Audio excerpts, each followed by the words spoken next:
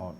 సరే ఏంటి స్పీకర్ గారు మరొకసారి తనదైన స్టైల్లో అయ్యన్న పాత్రుడు గారు మాట్లాడిన నేపథ్యం వైసీపీ సభ్యుల తీరుపై ఆయన అసహనాన్ని వ్యక్తం చేస్తూ సంతకాలు పెడుతున్నారు కానీ అసెంబ్లీలోకి రావటం లేదు, దొంగల్లా వైసీపీ ఎమ్మెల్యేలు వెళ్ళిపోతున్నారు అన్నట్లు ఆయన వాయిస్ ఉంటే ఇవ్వండి.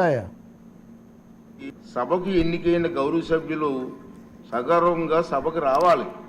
ప్రజలు ఎన్నుకున్నారు మిమ్మల్ని సభలోకి వెళ్ళి మా సమస్య మాట్లాడమని. సభకు రావాలి. ఎవరికీ కనిపించకుండా వచ్చి సభ్యులు హాజరు పట్టికలో సంతకాలు చేసి వెళ్ళిపోతున్నారండి దొంగలలాగా వచ్చి. మీరు గౌరవ సభ్యులే, ప్రజలు ఎన్నుకున్నారు, మీరు ఎమ్మెల్యేస్. దొంగలలాగా వచ్చి సంతకాలు పెట్టవలసిన అవసరం ఇచ్చింది కర్మ. ఎమ్మెల్యేగా గౌరవప్రదమైన దీంట్లో ఉండి హాజరు పట్టికలో సంతకం చేసి సభకు ఆ మొహం చాటేయడం వారికి గౌరవాన్ని తగ్గించిందే తప్ప పెంచదని చెప్పి నా తాలూకు అభిప్రాయం.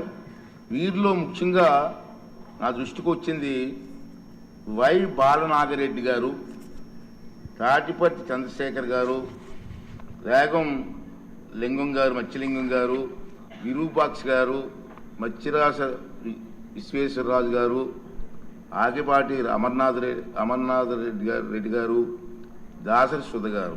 మనం చూసాం. మనం గవర్నర్ ప్రసంగం ముగిసిన తర్వాత అంటే ఫిబ్రవరి 24వ తేదీ తర్వాత వేరు తేదీల్లో ఫిట్నెస్ రిజిస్టర్లో సంతకాలు పెట్టేట్టు నా దృష్టికి వచ్చింది.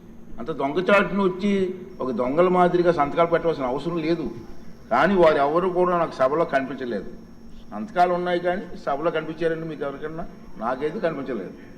ఇది ఎంతవరకు సమంజసం వారే నిర్ణయించుకోవాలి. మనల్ని ఎన్నుకున్న ప్రజలు మనం ఆదర్శంగా నిలవాలి తప్ప ప్రజలకి, మీకు ఓట్లు వేసిన ప్రజలకి తలవంపులు తెచ్చేలే ప్రవర్తించకూడదని చెప్పి నా అభిప్రాయం. ఈ సభ ముందు పెట్టాలి సార్.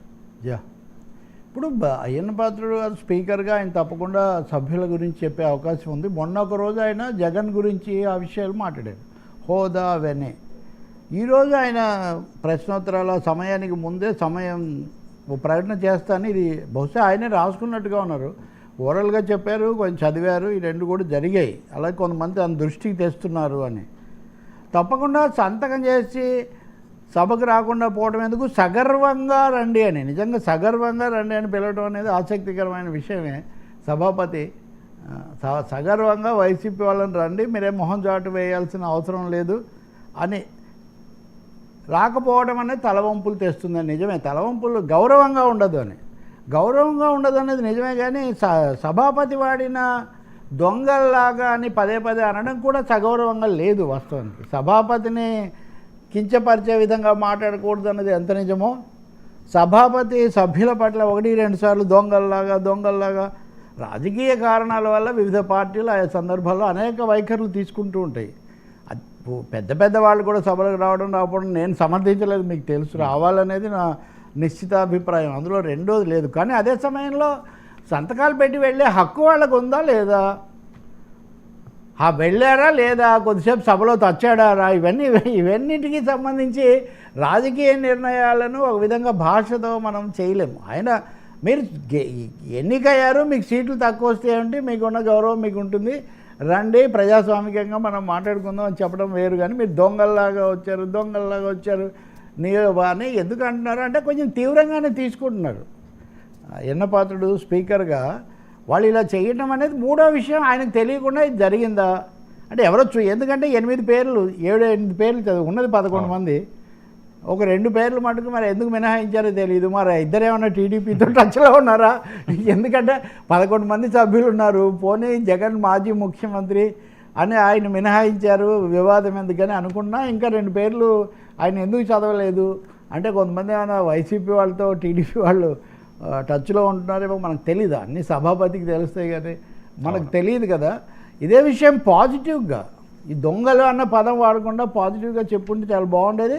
తప్పకుండా సంతకం చేస్తారన్నలో ఏం సందేహం లేదు. నిన్న ఉదాహరణకు తెలంగాణ శాసనసభలో బడ్జెట్ పెట్టారు, కేసీఆర్ వచ్చారు, వెళ్ళారు.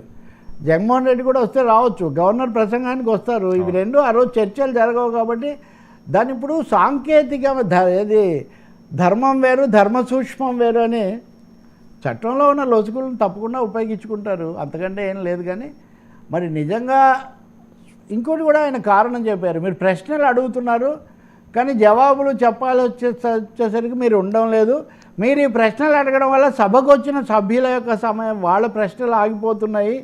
అంటే స్పీకర్గా, సభాపతిగా సభ్యుల హక్కులు కాపాడడానికి కూడా ఇది కొంచెం ఆటంకం అవుతుంది, నష్టం జరుగుతుందని ఆలోచించాల్సింది జగన్మోహన్ రెడ్డి, ఆయన అనుయాయులే. కానీ బట్ ఈసారి మనం ఈ దొంగలు గింగలు అనకుండా సార్ గౌరవంగానే మాట్లాడితే చాలా మంచిది. బహుశా అది రాజకీయ కోణం కావచ్చు, అందులో ఏమి దొంగల్లాగా వెళ్ళడం ఎందుకు అన్నాను, కానీ ఎవరిని దొంగలు అనలేదని కూడా దీని మీద భాషకు అనేక కోణాలు ఉన్నాయి కదా.